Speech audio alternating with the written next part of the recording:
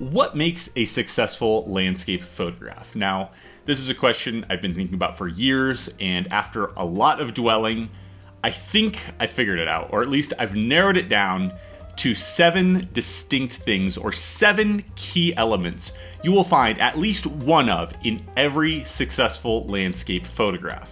The first one is a little obvious, but I still needed to include it, so let's go ahead and get started with number 1, which is composition.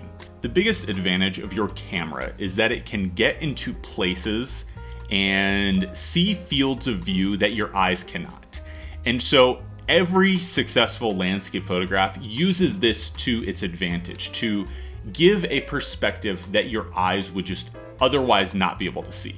Composition is all about trying to find the most visually pleasing way to put 4 corners around a landscape.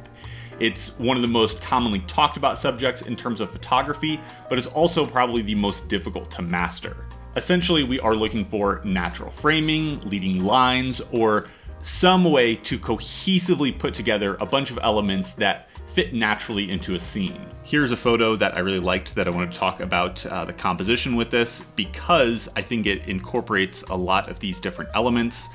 We have a natural leading line coming over here that kind of wraps your eye around this unique kind of foreground rock into the background where we have these nice teepees back here.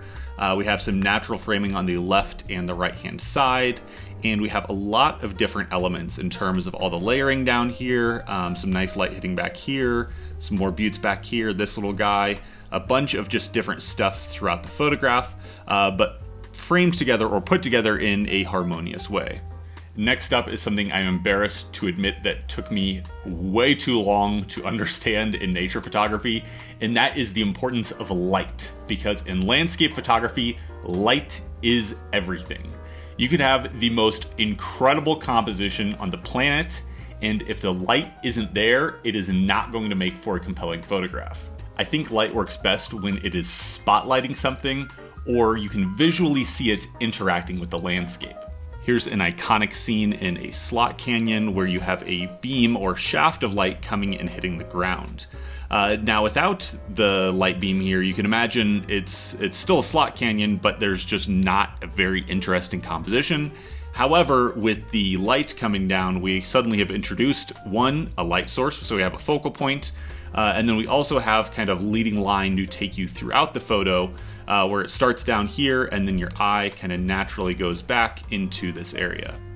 Now, this is one of my most successful photographs, and I believe in no small part is it due to the lighting, because we have a main light source over here on the left-hand side, but we can see how it is coming down and it is interacting with these landscapes or these ridges right over here. So even though compositionally there's a lot going on, it is a little complicated, the light really makes the photo. So the next thing we're going to talk about is dimensionality or depth, because as a 2-dimensional medium, all of your photographs are naturally going to lack depth. Now, of course, you can bring a little bit of this back in through post-processing, but it is up to you, the photographer, to do most of the work in field. Things that can give your photograph a 3-dimensional look include leading lines, curves or S-bends, transitions of color, overlapping layers, and atmospheric haze. This is a photograph that has a lot going on for us to help sell the illusion of depth or 3-dimensionality. The first one being that we have a nice S-curve here, or an S-bend that kind of curves throughout the foreground up into the light source in our photograph. We also have a bunch of transitions here from dark to light to dark to light again. And then we also have this very strong harsh transition from the mountain or the slope here to separate the mountain. We can also see way back here we have a whole bunch of atmospheric haze, which is again kind of adding another element to make sure that we have a lot of depth to this image. This is another good example of creating depth or adding depth to the image. Again, because we have a little bit of a leading line here, starting from the bottom and then coming up here towards our main subject. But then we also have a bunch of different layers or a bunch of different elements to the photograph. We have 1, 2, 3, 4, 5 distinct layers to this, where you can visually tell there's some separation between each of these round layers going towards the background. No matter what though, every successful landscape photograph has at least one focal point. Now, this could be a tree or a mountain or a canyon. It could really be anything. But my favorite photographs are the ones that are able to string together multiple focal points into an image. There is no question about what is the focal point in this photograph. Of course, this is probably one of the most photographed trees in Arizona for a reason, but it's a good example of why it works so well for creating a standout focal point. We have a few main reasons why this is the focal point in the image. Of course, compositionally, we have a big tree right in the middle of nothing where there are no other trees. We have a little bit of this kind of darkened line that kind of leads your eye over here. It's framed on the left and the right hand side by these rainbows. And of course, color stands out. There's no other green in this photograph. So the tree is standing out from all of the surrounding landscape. Here's a photograph I've talked about on this channel before, and this is a great example because it has multiple focal points. The main one, of course, being this very twisted juniper tree, but then we also have a rainbow back here, and then we also have these series of spires or buttes right over here, and then another one over here. So there's a lot of points of interest here. There is a main focal point, but there's multiple focal points going on. And then of course, like we talked about earlier, there is a bunch of light in the scene, coming in from the right-hand side and interacting with the landscape. And so this is kind of all working together to make this photograph. The next key element we're going to be talking about is layering or repeating patterns, because for whatever reason, our minds just love looking at repetition or repeating layers and different patterns in a photograph. And conveniently, when you have a bunch of layers, it also adds depth or three-dimensionality back into the photograph. Here's a pretty iconic scene of the sand dunes in Death Valley, and this works really well to illustrate how layers or repeating patterns can help us. Of course, we can count them. We have 1, 2, 3, 4, 5, 6, 7, 8, 9, 10, 11, 12 distinct layers going from front to back. We also have the benefit of having sort of this leading line or repeating pattern here of going left and then right and then left and then right and left and right, just all the way back. We have this beautiful kind of S curve, and then also light source coming in from the top right and interacting with all of this on the landscape. And here's a perfect example of repeating patterns where we have these yellow stripes on the Badlands all throughout here. We have a whole bunch of them, and then in between them we have these kind of veins going through the blue shale of these Badlands down here. So it's all working as not only repeating patterns and layers, but also as leading lines going up throughout the image.